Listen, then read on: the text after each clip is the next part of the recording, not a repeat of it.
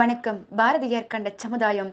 நற்சான்றோரே, நல்லோரே, நல்லமுதம் நற்றமிழ் பேச்சில் ஆர்வம் உள்ளோரே, இன்று நாம் சிறியர் எனினும் நாளை நாம் பெரியர் என்னும் எண்ண எழுச்சியோடு வளர்ந்து வரும் என்னை போலும் நண்பர்களே வணக்கம் ஏற்பீர். பாரதியார் பாட்டுக்கொரு புலவராக புறப்பட்டவர்தான். ஆனால் நாட்டுக்கொரு தலைவராக நடைபோட்டவர்.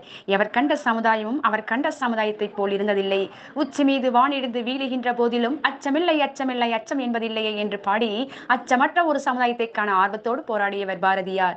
கோடான கோடி மக்களின் போர்வீரன் நான் என்று துருக்கி நாட்டு கவிஞன் ஒருவன் கூறினான்.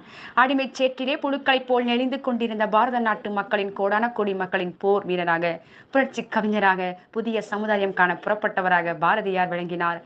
பாரதியார் பாரத தேசத்தை பக்தியோடு நேசித்தவர்.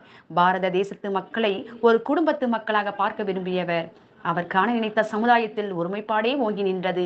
எப்பதம் வாய்த்திடுமேனும் நம்மில் யாவருக்கும் அந்த நிலை பொதுவாகும். 30 கோடியும் வாழ்வும் வீழில் 30 கோடி முழுமையும் வீழ்வோம் என்று அன்றைக்கிருந்த மக்கள் தொகை கணக்கை வைத்து அருமையாக பாடினார் பாரதியார்.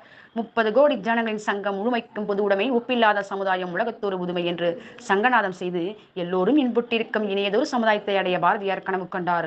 ஒப்பில்லாத சமுதாயம் என்று அவர் கூறிய அந்த சமுதாயம் இது தெரியுமா? அதுதான் ஒருவருக்கொருவர் எல்லா வகையிலும் உதவி செய்து வாழ்வதற்காகிய ஒப்புரவாளர் சமுதாயம். மனிதர் உணவை மனிதர் பறிக்கும் வழக்கம் இனியுண்டோ? மனிதர் நோக மனிதர் பார்க்கும் வாழ்க்கை இனியுண்டோ என்று ஏக்கத்தோடு கேட்டார். அவர் காண விரும்பிய சமுதாயத்தில் பிறரை சுரண்டிக் கொழுக்கும் மனித பாரதி கண்ட சமுதாயத்திலே பொய், புறஞ்சொல்லல், பாதகம், பயம், சோம்பல் இப்படிப்பட்டவை இடம்பெறவே கூடாது. அன்பு, அறம், உண்மை, நேர்மை, வாய்மை, தூய்மை, கல்வி, அறிவு, துணிவு போன்ற சிறந்த தன்மைகளை கோலோச்ச வேண்டும். பாரதி கண்ட சமுதாயத்திற்கு அடிப்படை உண்டு. கொளுத்திருப்பதோ கழித்திருப்பதோ அன்று உழைப்பு, அதை பற்றியே நினைப்பு, அதனாலேயே உயர்வு. அதனால்தான் உழவுக்கும் தொழிலுக்கும் வந்தனை செய்வோம், வீணில் உண்டு கழித்திருப்போரை நிந்தனை செய்வோம் என்று பாடினார் பாரதி. படைக்க விரும்பிய சமுதாயத்தில் வீரர்களுக்கு இடம் உண்டு, வீணர்களுக்கு இடமில்லை. ஒளிப்படைத்த கண்களுக்கு உறுதி கொண்ட நெஞ்சும், களிப்படைத்த மொழியும், கடுமை கொண்ட தோளும், தெளிவு பெற்ற மதியும், சிறுமை கண்டு பொங்கும் மனமும் கொண்டவர்களையே பாரதி விரும்பினார். வருகின்ற பாரதம் எப்படி இருக்க வேண்டும் என்று அவர் வாழ்த்தி பாடிய போது வந்து விழுந்த வரிகளை சந்தமுடன் பாடி பார்த்தால் நொந்தவனும் தன் நோக்கோடு நீங்கி எழுவான்.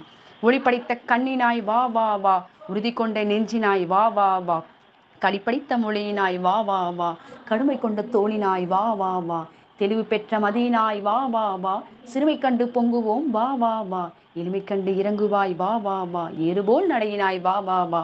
பாரத சமுதாயம் வாழ்கவே என்று பாடிய பாரதி அது வாழ்வதற்கும் வளர்வதற்கும் எப்படிப்பட்ட இளைஞர்களை வா வா என்று அழைப்பு விடுத்தார் என்பதையும் நாம் எண்ணி பார்க்க வேண்டும்.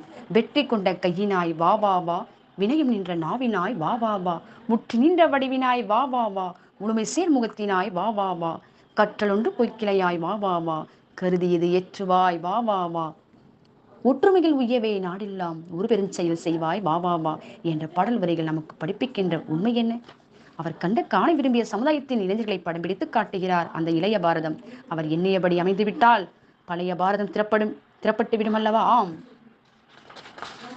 அவர் எண்ணிய பாரதம் திண்ணமாய் அமைந்துவிடும், வண்ணமாய் எழுந்துவிடும். அந்த பாரதியின் சமுதாயம் அமையுமானால் நமது பாரதம் புதிய பாரதமாகும். நமக்கு பசியும் பட்டினியும் நீங்கும், நமது வசியும் வளனும் ஓங்கும், நமது தலைவுலக அரங்கத்திலே உயரும் என்று சொல்லி எனது பேச்சை முடித்துக் கொள்கிறேன். எனக்கு வாய்ப்பளித்த அனைவருக்கும் நன்றி பாராட்டி விடைபெறுகிறேன். நன்றி, வணக்கம்.